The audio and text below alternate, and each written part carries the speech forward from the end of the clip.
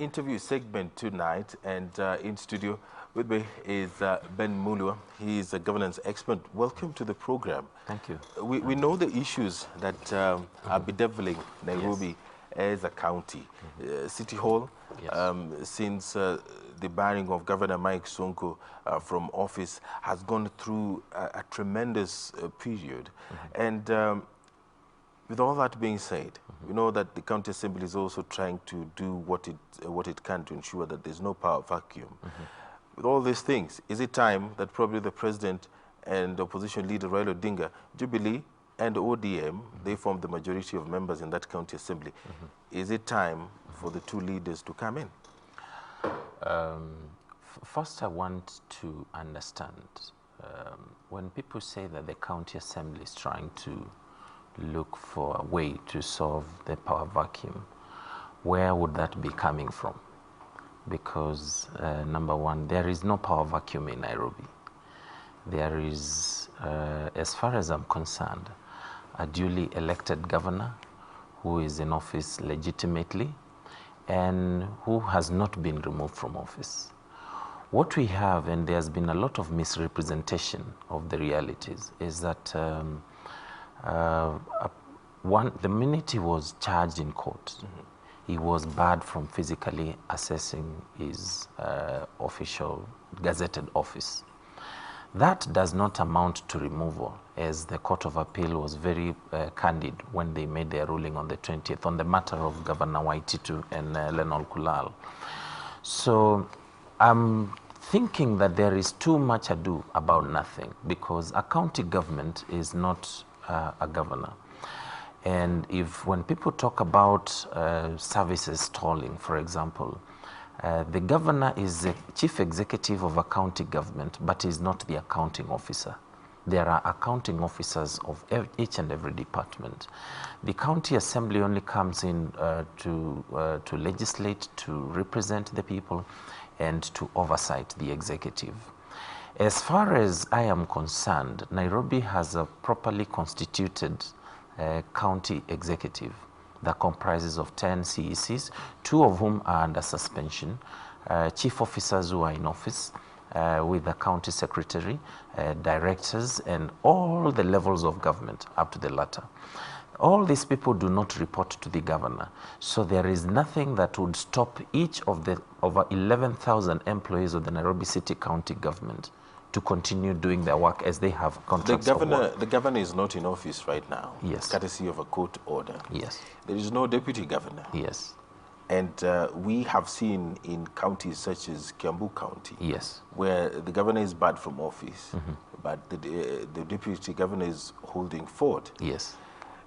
Why would you say that there is no problem at the county, and yet essentially the that Constitution presents is clear? Essentially that presents a challenge. We have to agree, but not that problem cannot be solved in the fashion that I'm seeing people trying to discuss.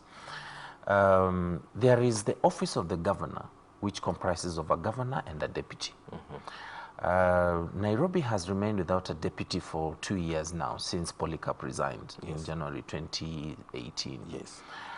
That created debate around how that vacuum needs to be filled. And I would want to challenge you this evening. You'll be surprised. There is no law in this country that talks about the replacement of a deputy governor.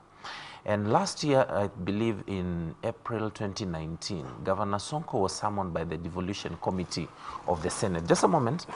The devolution committee, and he said he can only be able to do that out of assuming the advisory that was given by the Supreme Court, or by going by the provision in Article 180, Section 5 of the Constitution, which only guides the nomination of a deputy prior to an election.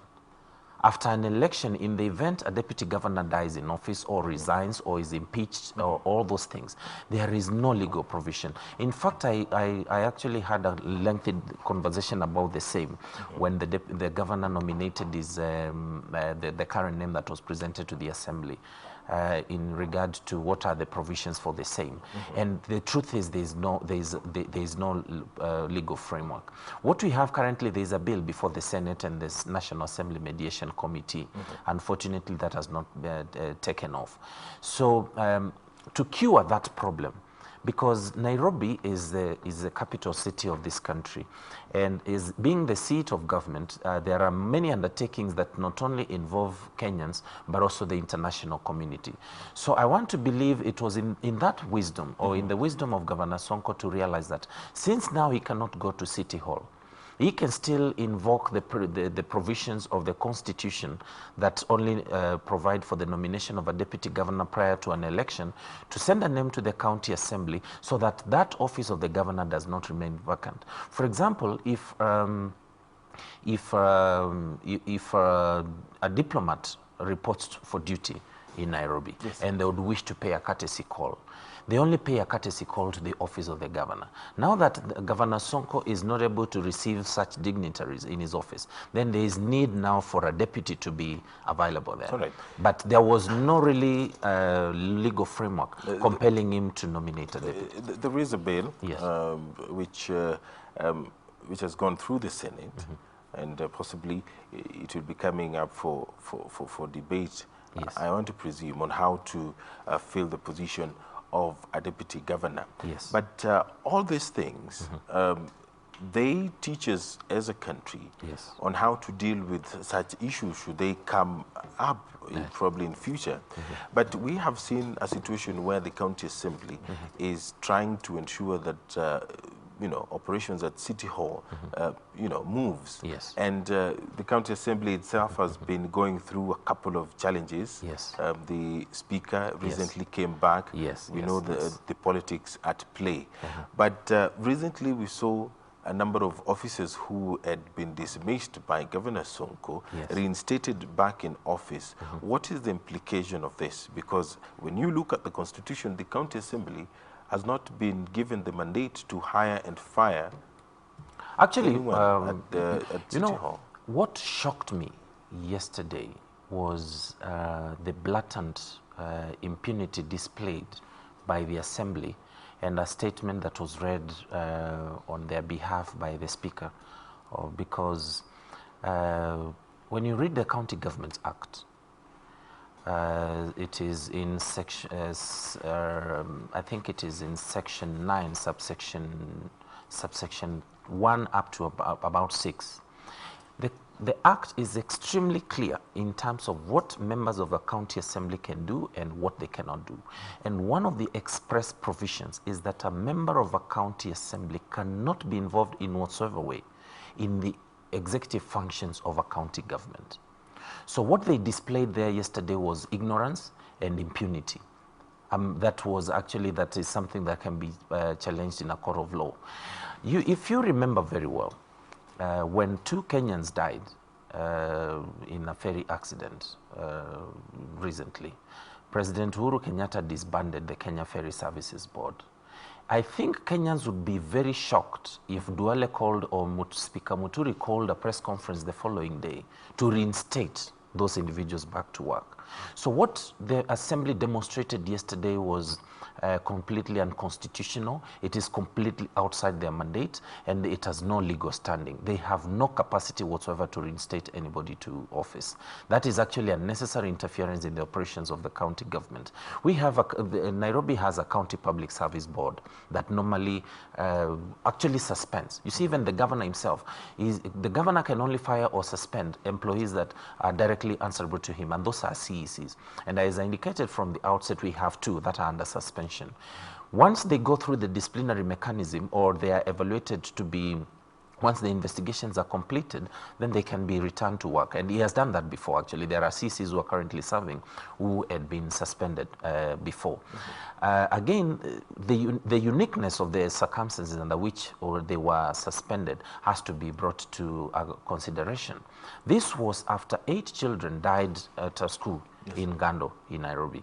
And it was evident that this was actually a failure by the county government, because people were trying to put the blame on the Ministry of Education and all that. But all buildings, be they hospitals, be they schools, be they prisons, they are actually, the approvals and the supervision of the construction is done by county governments. So the governor was able to establish that there were serious lapses within the planning department and also the inspectorate department. And that's why the people who were suspended were from those departments. There is currently, according to the Constitution, there is the separation of powers. The judiciary is there, the executive is also there, and then the legislative arm of government. The County Assembly has made its intentions known that it will proceed with the vote of no confidence against Governor Mike Mbuvi Sonko, and the court refused to give injunctions with regards to that. What's the implication of this, and what are we looking at in terms of politics? The one thing that also, what shocks me is the levels of ignorance, especially that County Assembly continues to display. Because if indeed the County Assembly were to claim to want to impeach Governor Sonko on the basis of financial impropriety or gross misconduct, you know, the provisions are clear even in the County Governments Act and the Constitution, then I would be comfortable agreeing with them. But what if it is indeed by just the mere fact that he has been charged in a court of law? One, being charged in a court of law is a normal, legal, and legitimate process. And there is always the standard presumption in the justice system that you're always innocent until proven guilty. So if their agenda to impeach the governor would be on the basis of the fact that he has been charged before a court of law, to me, that would be the assembly actually overrunning the case that is in court and already delivering a verdict that is guilty, so is not supposed to be in office. So in my thinking, that would be prejudice, and that would not be acceptable. It is the same thing. There's already a debate about the issue of the impeachment of Governor Waititu, which went through the assembly. My take is, if the Senate actually adopts that motion, the Senate, which also has the same equal powers to the High Court, would actually be convicting somebody who has not been convicted, would actually be committing an injustice to somebody who is innocent until proven guilty.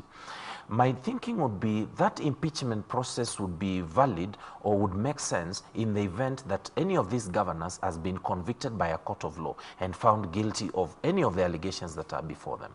But as it is now, as I told you, there are too many people who are jumping around with no idea about exactly what the main issue should be, and are too busy trying to come up with political theatrics that are really not adding value either to the residents of Nairobi or Kiambu or Samburu County. One last one. Who's the enemy of Nairobi County? Is it the governor? Is it the county assembly? No, I don't think. Or is it the Senate? No, I don't think there is. I would look at it in such an abstract fashion. Because residents are complaining that services are not being rendered. Some roads are impassable. Even if you go to within the CBD, we have those challenges. It is interesting that I was having a discussion with somebody about the same. The fact, one thing we have to appreciate is that there are budgetary provisions for everything that happens in every government, be it the national government or the county government.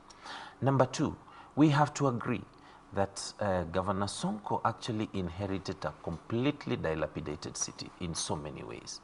Number four, we have also to recognize the fact that since he assumed office, Governor Sonko to date has been able actually to build a total of about 130 kilometers of roads here in Nairobi.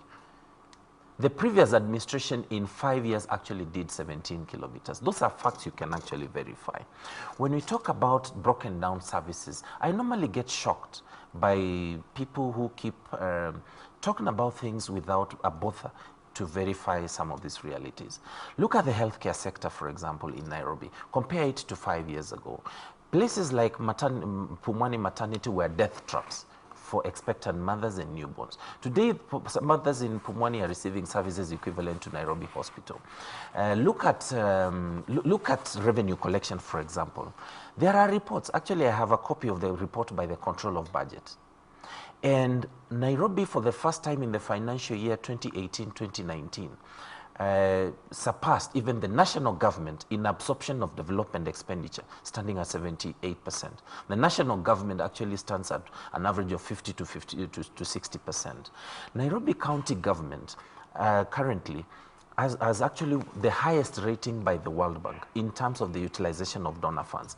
In fact, it is for that reason, funds that had been blocked under the previous administration, and all these are facts that you can verify, in excess of 20 billion shillings were injected into infrastructure development projects that have been completed under Governor Sonko. For that reason, actually, in December, just a few days before he was arrested, actually, the governor had a meeting with the World Bank, and they have actually committed to extend phase 2 starting March this year.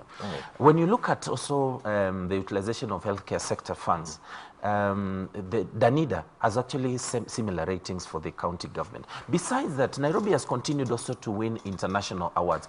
All these cannot be indicators of a collapsed county government that is not able to deliver services. All right, thank you very much. And of course, these are issues that are going to be with us for a couple of months, maybe. Yes. But all in all, we know that residents of Nairobi need their services. True, and of course, that's a fact. This is the time that they need their leaders the most. Absolutely. Ben Mulwa, thank you very much for coming to the program. Sincerely appreciate it. That's it for us. We are taking a short break. More news after the break.